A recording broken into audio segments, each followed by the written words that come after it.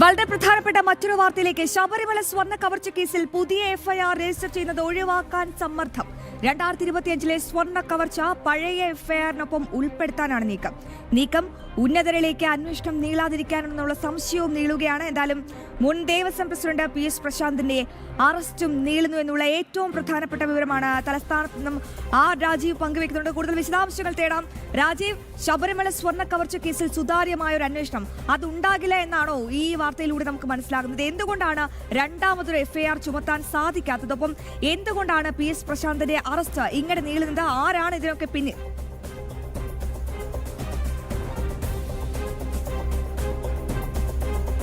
അശ്വതി, ഇടത് ഭരണം മാറി UDF ഭരണം എത്തുമ്പോൾ ശബരിമല സ്വർണ്ണക്കവർച്ച കേസിൽ മികച്ച രീതിയിലുള്ള ഒരു അന്വേഷണം ഉണ്ടാകുമെന്നും ഉന്നതർ ഉൾപ്പെടെ പിടിയിലാകുമെന്നുമായിരുന്നു പൊതുസമൂഹം, ഹൈന്ദവ വിശ്വാസികൾ ഉൾപ്പെടെ കരുതിയിരുന്നത്. എന്നാൽ അതിൽ നിന്നെല്ലാം വ്യത്യസ്തമായി ഇടത് ഭരണത്തിൽ എങ്ങനെയാണോ നടന്നിരുന്നത് അതേ രീതിയിൽ തന്നെ കാര്യങ്ങൾ പോകുന്നു എന്നതാണ് ഏറ്റവും പ്രധാനപ്പെട്ട ഒരു കാര്യമെന്ന് പറയുന്നത്. 2019 2 എഫ്ഐആർ 2019 കേസിൽ 2 എഫ്ഐആറുകളാണ് നിലവിൽ ഇപ്പോൾ പ്രത്യേക അന്വേഷണ സംഘം രജിസ്റ്റർ ചെയ്തിരിക്കുന്നത്. ഒന്ന് ധാരപാലക ശില്പത്തിലെ സ്വർണ്ണപ്പാളികൾ കൊണ്ടുപോയതിലാണ്, മറ്റൊന്ന് കട്ടിളപ്പാളികൾ കൊണ്ടുപോയതിലാണ്. ഈ 2 എഫ്ഐആറിലുമായി നിരവധി പേരെ, മുൻ ദേവസ്വം ബോർഡ് പ്രസിഡന്റുമാർ ഉൾപ്പെടെയുള്ളവരെ അറസ്റ്റ് ചെയ്യുന്ന നടപടികൾ SIT പൂർത്തിയാക്കുകയും അവർ ജയിൽ ശിക്ഷ അനുഭവിക്കുന്ന സാഹചര്യത്തിലേക്ക് എത്തുകയും ചെയ്തിരുന്നു. ഇതിനുശേഷമാണ് ഈ 2025 സ്വർണ്ണ കവർച്ചയിൽ കൂടി അന്വേഷണം വേണമെന്ന ആവശ്യം ഉയർന്നത്.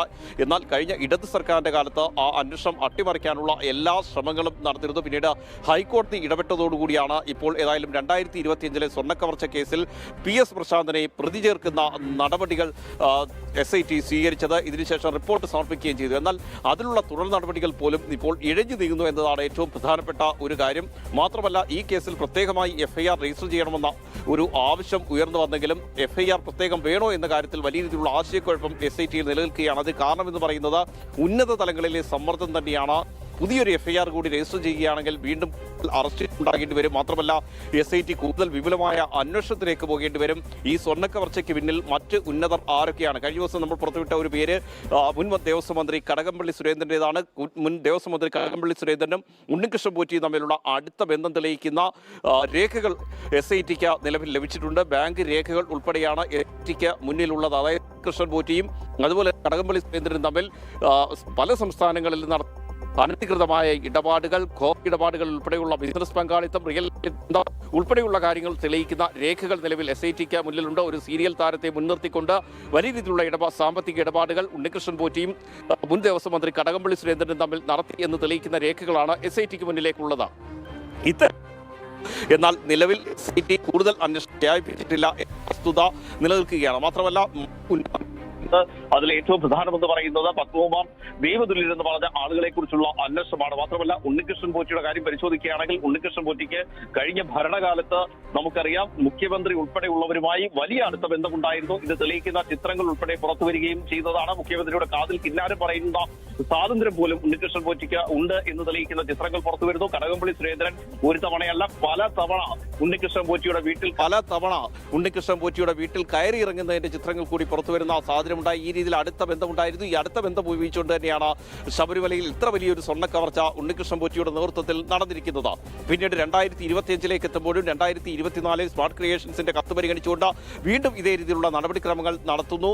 അതിന്റെ ഭാഗമായാണ് ഹൈക്കോടതി വളരെ കർശനമായ നിർദ്ദേശം നൽകിയതിന്റെ അടിസ്ഥാനത്തിൽ കൂടിയാണ് PS പ്രശാന്തിനെ പ്രതി ചേർത്തുകൊണ്ട് PS പ്രശാന്ത് ഉൾപ്പെടെയുള്ള വീണ്ടും റിപ്പോർട്ട് നൽകിയിരിക്കുന്നത്. ഇതിലാണ് പുതിയ FIR വേണമെന്ന ആവശ്യം SITയിൽ തന്നെ ഉയർന്നത്. കാരണം പുതിയ FIR രജിസ്റ്റർ ചെയ്യുകയാണെങ്കിൽ വീണ്ടും ഇതിലേക്ക് വ്യാപകമായ അന്വേഷണത്തിലേക്ക് കൊണ്ടുപോകാൻ കഴിയും. മാത്രമല്ല, ഈ സ്വർണ്ണക്കവർച്ച കേസിൽ കൂടുതൽ വിപുലമായ പ്രതിപട്ടിക തയ്യാറാക്കേണ്ട സാഹചര്യത്തിലേക്ക് എത്തും. ഇതെല്ലാം ഒഴിവാക്കുന്നതിന് വേണ്ടിയുള്ള നീക്കം നിലവിൽ നടക്കുന്നു എന്നതാണ് ഏറ്റവും പ്രധാനപ്പെട്ട ഒരു കാര്യം.